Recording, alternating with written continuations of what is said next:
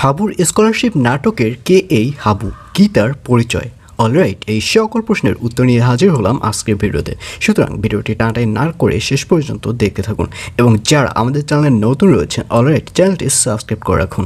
বর্তমানের জনপ্রিয় নাটক হচ্ছে হাবুর স্কলারশিপ এবং এই নাটকের জনপ্রিয় নায়ক হচ্ছে হাবু।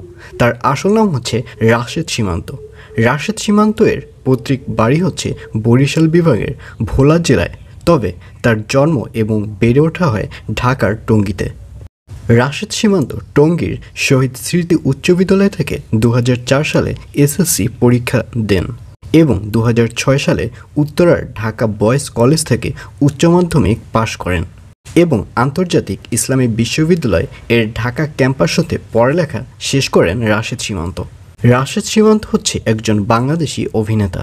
তিনি 2011 সালে বৈশাখী টেলিভিশন এবং বৈশাখী টিভির মার্কেটিং সেকশনে কাজ করেন এবং বিক্রয় ও বিপণন বিভাগে তিনি সদস্য হন। বর্তমানে বিভাগটির ইনচার্জ হিসেবে কর্মরত রয়েছেন রাশেদ সীমান্ত।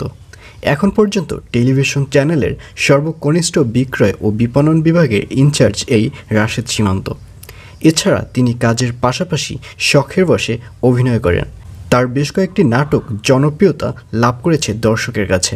তিনি ফাতেমা আক্তারকে বিবাহ করেন এবং তাদের 3 সন্তান রয়েছে এবং তাদের 3 সন্তানের নাম রয়েছে সুবাতা, রাহিক এবং জারিফা। 3 জনই হচ্ছে তাদের ছেলে সন্তান।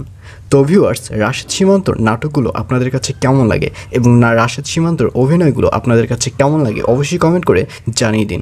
সবাই ভালো থাকুন, সুস্থ থাকুন, stay tune and see you soon.